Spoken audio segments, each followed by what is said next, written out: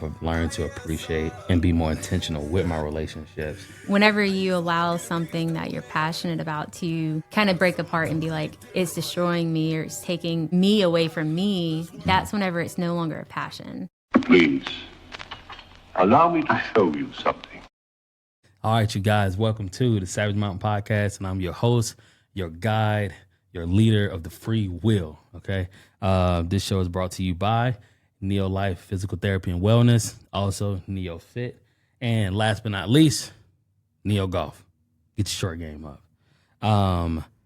We are here with an original, one of the last of the original, one of the last Mohicans, if you will, a top-tier talent in regards to business. Men like me are great with ideas, but it's powerful, strong women that have the mindset to do the nuts and bolts, the logistics of things that keep everything going, to keep the lights on.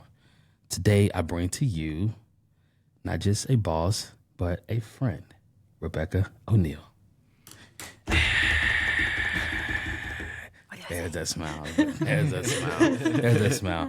All right, so, and this is the thing that I do, where we have unfamiliar conversations with familiar faces and familiar conversations with unfamiliar faces. It's Savage Mountain Podcast. I set the table. This is the original. This is your origin story. And how we can go about that is many ways.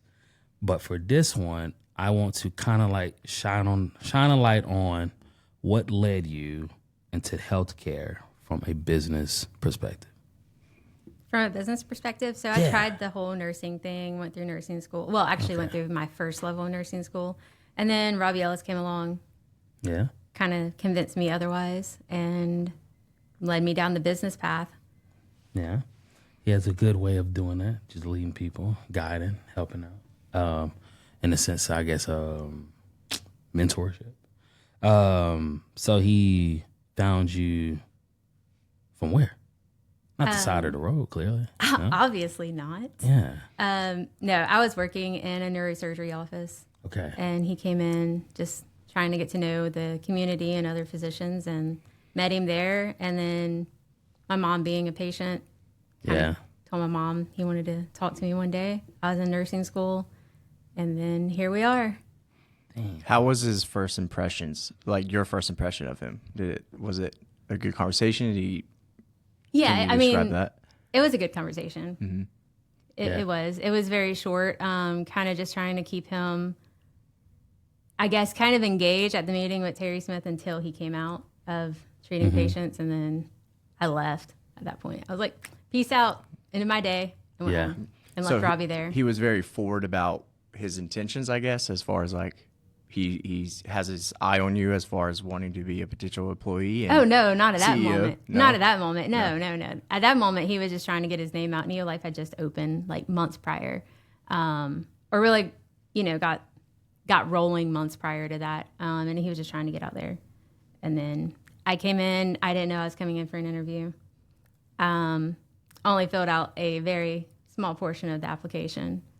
And then Dave, who was the office manager then, came and grabbed me. Robbie was extremely late to that meeting. Yeah. I don't even think he even showed up to like the last 10 minutes. Good old Robert Earl strikes again. And then, that evening, Dave called me, asked if I wanted to come on, told him I'd think about it. A few days later, I decided it's an opportunity that's not always going to be there. Nursing school, they're everywhere. Mm-hmm. And here we are. And that is awesome in itself. So that conversation led to you years later to becoming where you are, where I feel, to me, you're the figurehead of a multi-million-dollar situation or something that come from an idea. You made it, or you helped allow it to be what it is today, in a sense. And well, my big thing is it's a lot of like behind the scenes. You are, and like Batchy can attest to this, I always say it's the people that's the talent that's in front of the camera, and then it's the talent that's behind the camera that allows the front of the camera talent to thrive. you a lot of times are behind the scenes where people don't know all the hard work that is done to allow us to do what we do. It's you. And the main reason I want you on here is so we can shine a light and acknowledge and appreciate you for what you've done as I try to maneuver this thing here. But one thing with that and you growing and maturing, just from a business mindset and a multitude of other things that you've done, I want to lean in a little bit more on your sibling relationship. And yes, so it's not too often you get to see Rebecca smile here, but when she does, to me, what conversation we had, it always with her brother.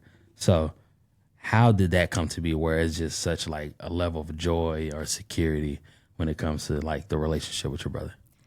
We're just like any other siblings. We've got our highs and lows. I mean, we'll go days, weeks. I mean, we've gone a couple years recently without talking just because of things that have happened personally. Nothing with us physically involved, but emotions and that type of thing. But yeah, he's always had my back from the time I was little. Even through school, we're only 2.5, 3 years apart, right at 3 years apart. So Kevin, being Kevin who he is, our last name being Burnham, it's not that well known of a name around here. There's not a whole lot of us. Yeah. So all through school, it was like, oh, you're Kevin Burnham's little sister. Mm-hmm. Is Kevin Burnham your brother? How y'all related? So I always had that. So I was always following, not in his footsteps, because I didn't want to be like him. He's always been the loud one. I've always been, again, the behind the scenes person. I guess after I had Riley, my oldest, me and him got really close. And then, I went to Washington. He was here still, kind of distanced ourselves from each other, and then came back, and it's like we never miss a beat. He's almost like a best friend. And it's powerful to have that, to have the person you grew up with that always had your back. And then as an adult, you no longer look at them as a sibling. They're like legit another part of you. They're your best friend. I can call him anytime, day or night. He's there no matter what. Yeah. And that's good.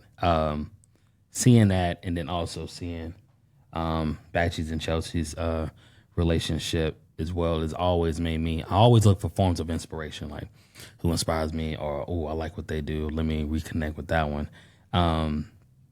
Seeing y'all made me want to connect even more so with my siblings as well. And just like you, it's been a situation where I ain't talked to my siblings for years, and I was perfectly fine with that until I wasn't perfectly fine with that because you're growing or whatnot. So again, champion that, love that, and I just wanted to lean in on that a little bit. But now with that being said, Kevin also brings out a fun side of Becky. I've seen it. Yes, I've seen it. He does. Mardi Gras in particular, for sure. Yeah. So what is fun to Rebecca O'Neal?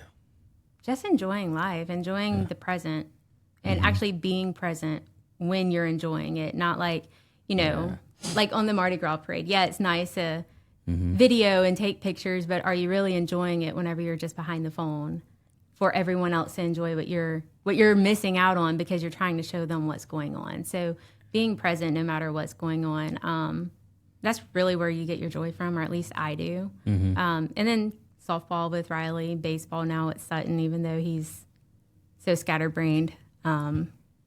Kicking dirt at an outfield is more important than watching the ball. Yeah. But again, he's only 6. Experiencing my first LSU football games this year or last season with Kevin, that was awesome. Yeah. Never would have thought I'd gone to a LSU football game because I don't even know what football's about. But I went, questioned the whole time, got some good answers, got some drunken answers, but nonetheless, we did lose that game, but we had fun. What game was it? One Mississippi State. No, it wasn't that one. It was Alabama. Oh, boy, you talking smart. But when the refs aren't for the Tigers, what do you do? What do you do? You can't beat the Zebras. You can't beat the Zebras, man. They're undefeated. I'm gonna ride with that one. For this hour, I'm gonna say it's the damn referee's fault because Becky says so. So put it there. Damn Zebras.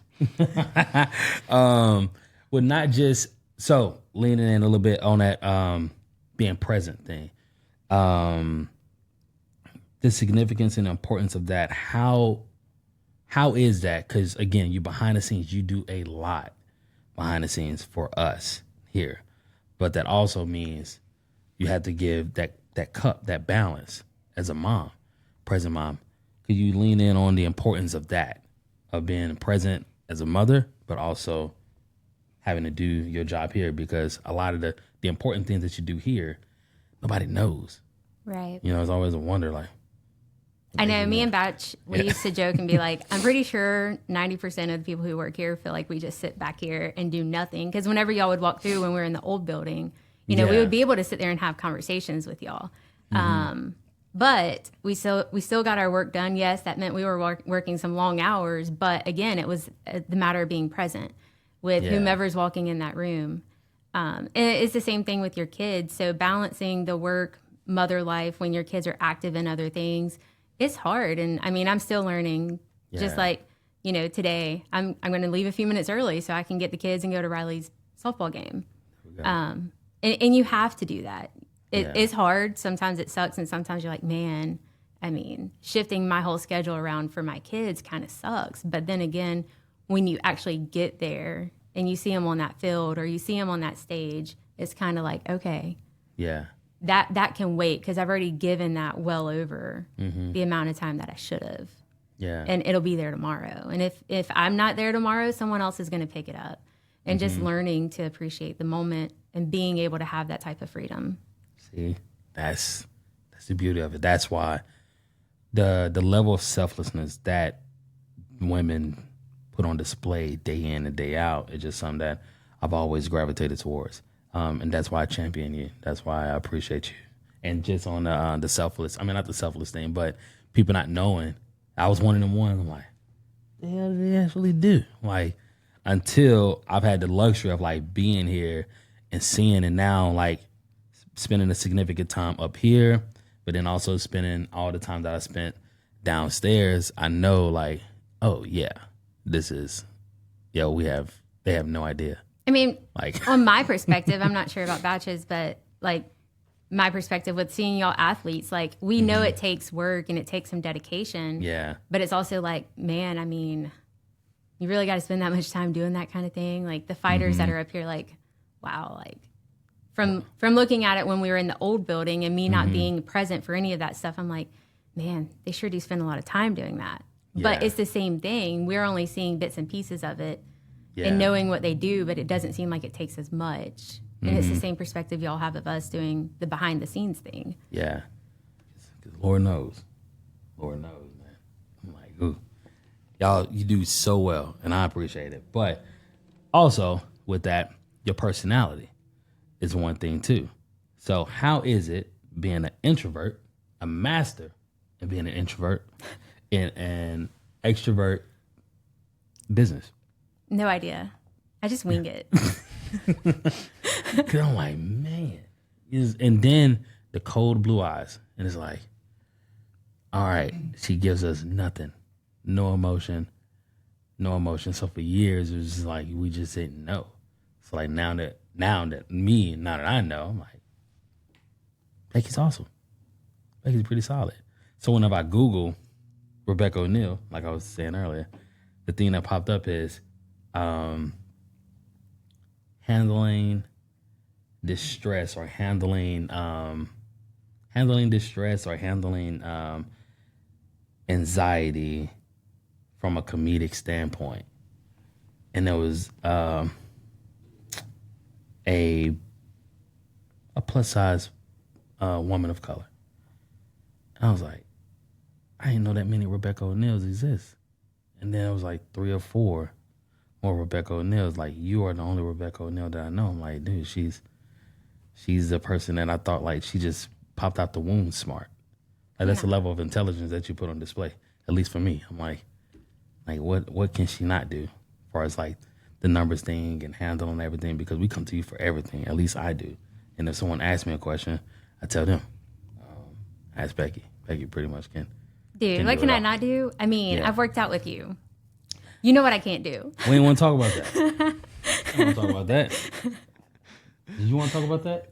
Nah, No. we good. We just keep that right there where it's at. Yeah. Tuck it back in. But truly, you don't.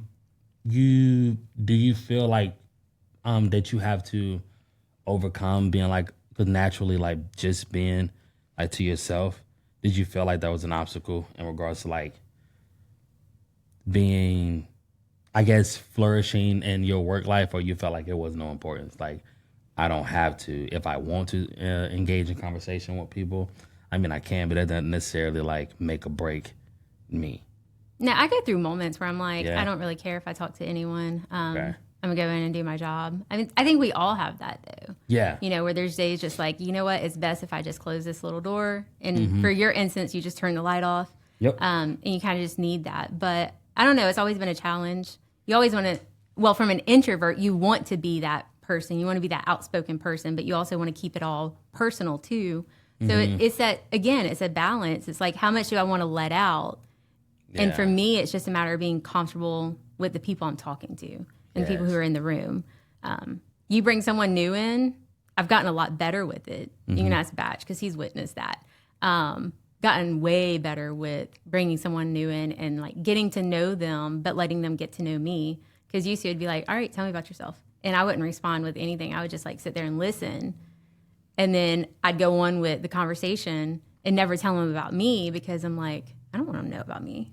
No one need, they just need to know that I'm here, I'm available, and nothing else. I'm good with that. Yeah. But then whenever they walk out of the room, I'm like, man, I mean, I could have probably made a different impact on them if I would have like let them in a little bit. So learning to do that's been, I would say that was harder than any of the schooling I went through. Man. Being an introvert sucks. Yeah. Yeah. I can't, yeah, because I have to, I'm the opposite of you, so it's like, I want to, like I like to read the room and balance the room, especially working in the physical therapy department, or just being a trainer in general. You're dealing with so many personalities. So sometimes I would like try to tap into my inner Becky and see how it goes, and I'm terrible at it, man. Because people start asking, hey, what's wrong? You okay? I'm like, I'm good. I just want to like practice like not talking. Let's see how this goes. And I'm like, we don't like it. And so I'm like, damn, I got 2 hours to be Becky for a little bit. And for you, it's like the opposite in a sense. But to me, it seemed like you just like you treat your time or your words with like, it's like precious. Like I'm not about to share my moments with you until you've earned it. I'm not about Right. to just give it to you right off the bat. And that's one thing that I've learned with you. I've learned to appreciate and be more intentional with my relationships. And when someone tells me something, I'm not saying anything because I'm like that. It means so much more to me that we're having this conversation that I'm not about to piss it away by saying like, oh, that's pretty cool. Becky told me this. Let me tell you, blah, blah, this. And then thinking like, yo, the hell, like, it took a lot for me to tell you that, you know? Right. So even with this, unfortunately, like, hopefully more people will listen and learn more about the awesomeness that is Rebecca O'Neal through I this would say conversation. awesomeness. Oh, I'm we just a normal person, just like you.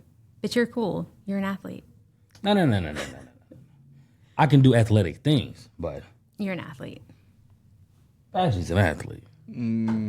Far from Executive that, my producer guy. is an athlete. Yes. You're an athlete. Robert Earl, not an athlete. Robert Earl. That's on record. That means that he watched it. If you watch it, you heard me. And he's going to say something about it if he did. Yeah. That's how we know. That's how we know. So being in a leadership position, do you feel it was harder? Do you feel like it was harder, like getting there due to being a woman, especially in the business world?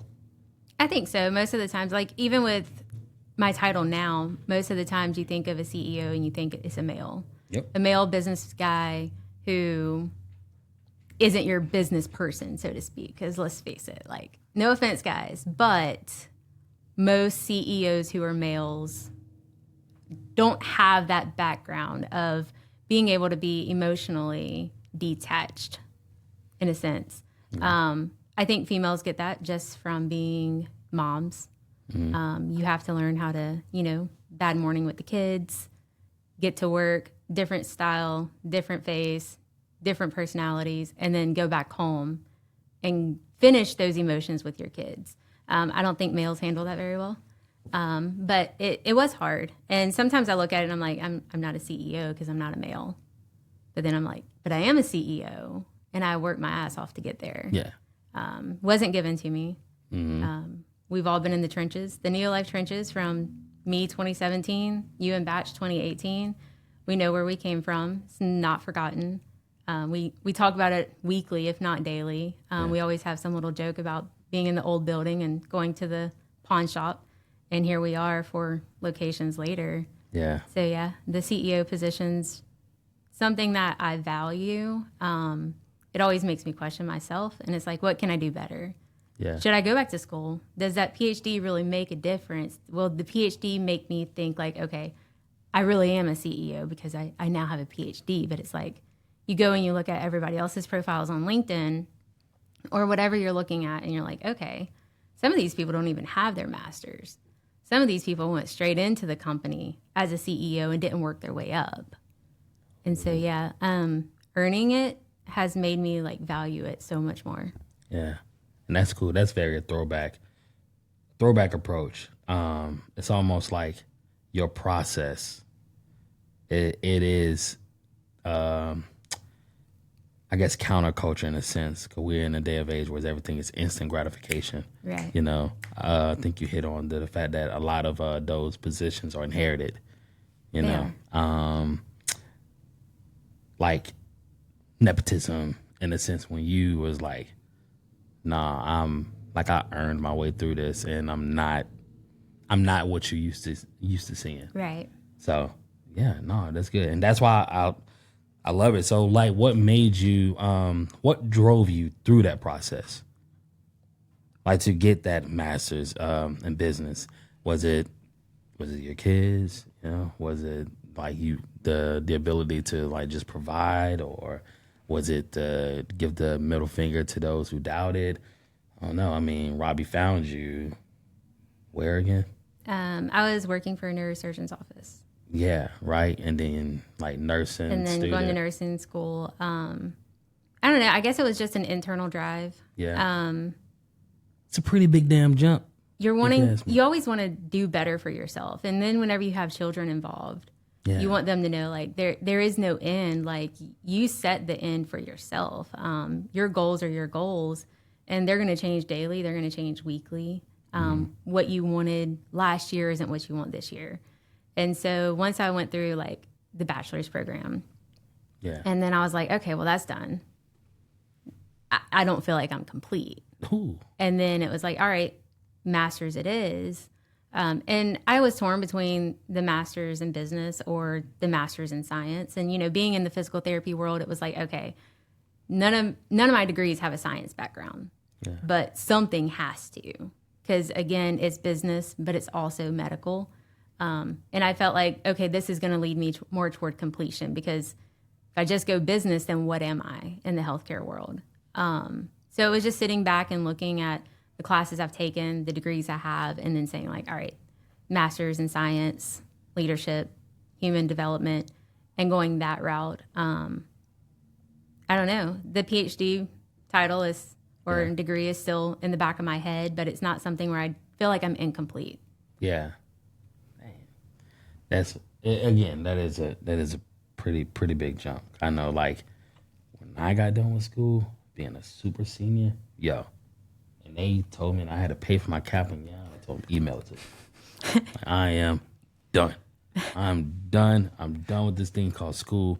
Because me going to school was like, if I go to school, I'm not gonna do extracurricular things. This is like keeping me busy, keeping me driven. I think me getting in here gave me a new sense of purpose and a new sense of drive.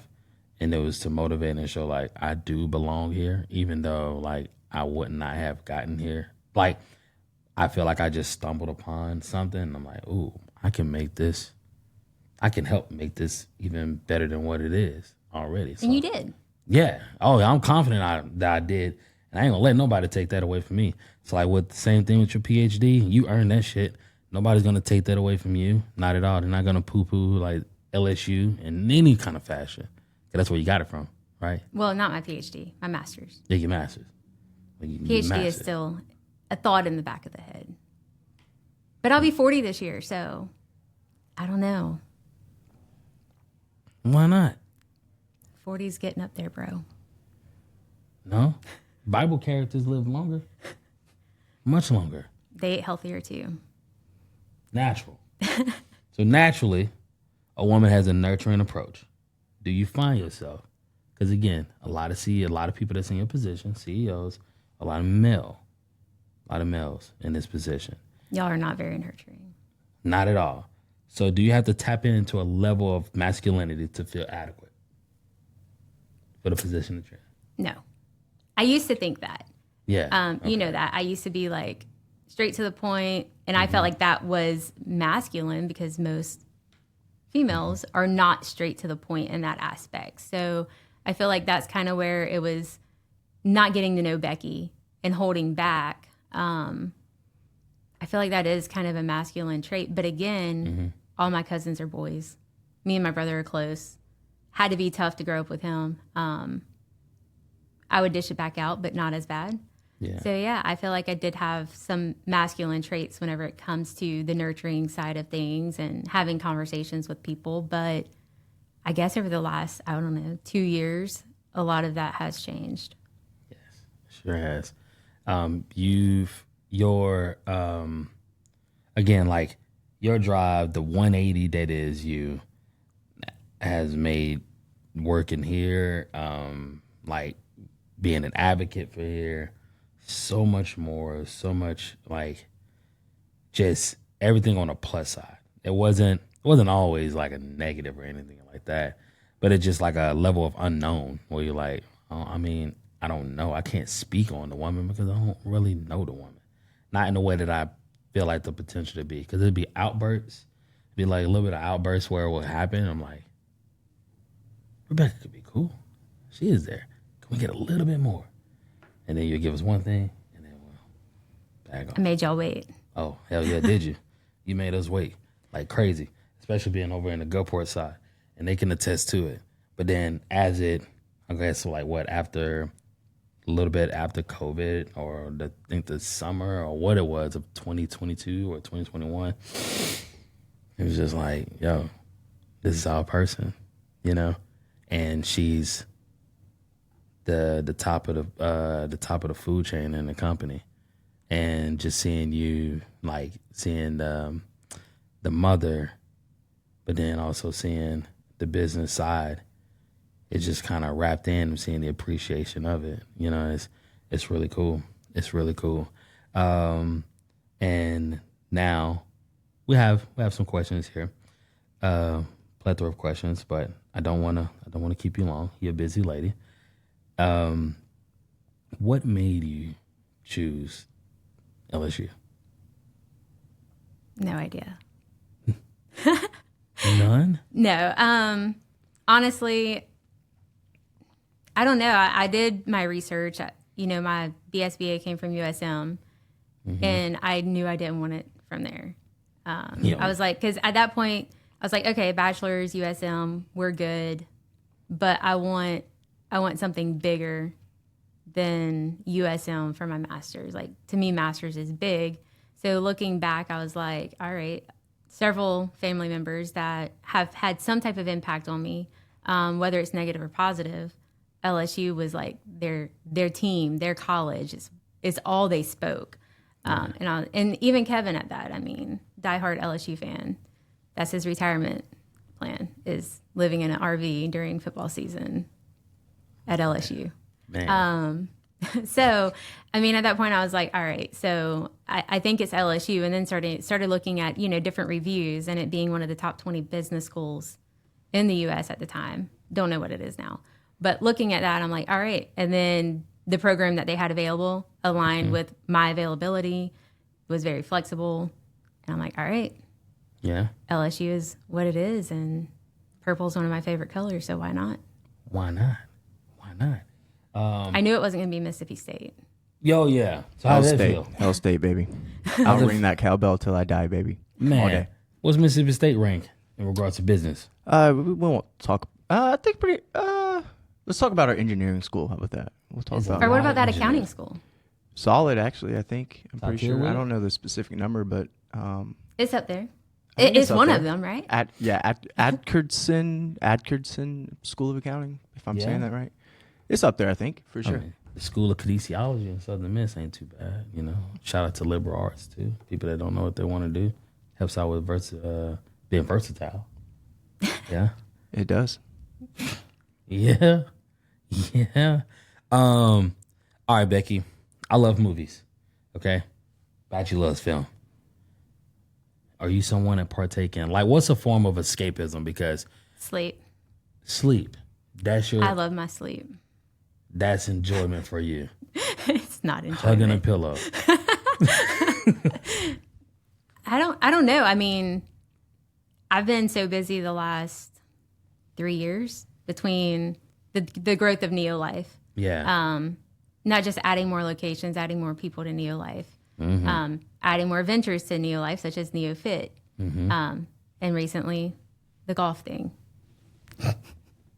Neo golf people, and then school, kids. You know, you can attest to this. When they're little, it's easy. Man. You're like, man, I mean, yeah, they take up a lot of your time because you have to wait on them, but they don't take up a lot of your time outside of home because you're not having to take them to different sports activities, school activities, hanging Yeah. out with friends, that type of thing. So I don't know. The last 3 years have been kind of just like mission based. Yeah. Let my kids enjoy life. Let them learn what they're about, what they want to do, help NeoLife grow, finish my school. So I don't know. Yeah. Movies haven't really been the top of my thing lately. No movies, no books. And I just say movies because I love movies. And even now with me saying that, with having my youngins and whatnot, it's kind of, you start to feel like, oh, okay, this is what people feel like they can't. It's not enough hours in a day. There's not. It's not enough. We need like 8 more. Man. And for a while I was like, you can make this happen. You can watch all the shows you want. And then I'm like trying to watch TV shows and my wife like nudged me like, yo, you sleep. I'm like, ain't no way I would sleep that long. She's like, yo, you crashed out. And I'm like, oh man, am I getting old? Like, well, you just looking around in the room like, you're like, yo, am I becoming an old head? Am I becoming one of them? Anyway, to say all that is that, again, it leads to the level of selflessness that women have. And people are just taking. Right. You know? So when do you feel like you're losing a sense of you, the identity that is you, because you're so worried about the team and others? No, not at all. No? You still find That is part of my identity. Yeah. And whenever you allow something that you're passionate about to kind of break apart and be like, it's destroying me or it's taking me away from me, that's whenever it's no longer a passion. Okay. And I think that's whenever you're like, all right, it's time for change. But at this point, I mean, I'm passionate about all of it. Life, kids, Yeah. work, seeing them grow, seeing them figure out what they're going to be like or who they want to be or what they want to be. And I don't know. I wouldn't say that it's taken anything away from me. Okay, good. So in a sense, you feel like ultimately, like your passion is aligned with your purpose, or your purpose is aligned with your passion. Do you find your purpose in your passion? Absolutely. Yeah. Man, dude. All right. That's solid, bro. Well, if anything, so again, you being rare air, but we are in the mind, or me having 2 little girls, we could jump into the train where it's like, hey, see this certain athlete and aspire to be them. But you're in the trajectory, you're in a position where it's like, no. I want you to be a boss of a company. Like, I want you to be the CEO, this and this. You don't have to dribble a ball and do this. Typically, that information or that mindset was approached for guys, where like, you don't have to necessarily be an athlete. You can do this. But me having girls, I want to be like, you can be like you. You can be the next Rebecca O'Neal, not just like the next athlete or a movie star in that sense. Do you feel like being one of the, I guess, a pioneer in that sense, do you feel a little extra weight on you to hold it down? Like now that I'm in this position, I'm gonna do it right. I'm gonna like kill it, not, I guess, fail in a sense. Yeah, I mean, I've always been afraid of failure. Yeah. But as far as like, I don't look at myself as a role model. No. I don't have that kind of I'm the energy kids. about me. But yeah, I've always been afraid of failing. And I think that's kind of why I push so hard every single day. You know, you don't want to fail as a parent. Yeah. You don't want to fail as a person or as a friend, a family member, and you damn sure don't want to fail at business. Mainly whenever I have almost 40 people that I feel like, you know, I'm responsible for them, not just me, Robbie is as well, but it's like I have 40 families that depend on me every day to give this 100%. Yeah.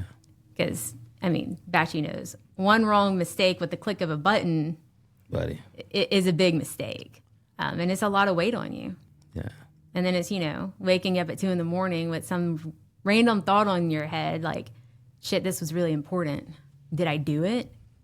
Did I really put that number in there? Did I submit it? And that type of thing. You're always questioning it. And even it is passion. And it is, again, it's a purpose because, I mean, every day we just have to push forward. Yeah. We go. Going through school and throughout your journey entirely, is there a specific role model that you found and gained inspiration from? Anyone like in particular or anything in particular? Nope. Not even Oprah? Nope. I just wanted to be whoever I was supposed to be. Never really got into the whole role model thing. Never was like, man, this person really inspires me. Yeah. It was just like, all right, this is where my mind's at. This is what my level of intelligence will get me unless I push harder. And then just pushing to be whoever I ended up being. Role model, I can't really say I've got one. There we go. Again, you rare air. Well, I got one more, and then we're good. Okay. So this was off camera. I got to bring it in. Tell me about the experience in Washington State. It sucked. They sucked. Yeah, it sucked. I I don't remember what you're talking about. No. Washington's just living there in Washington.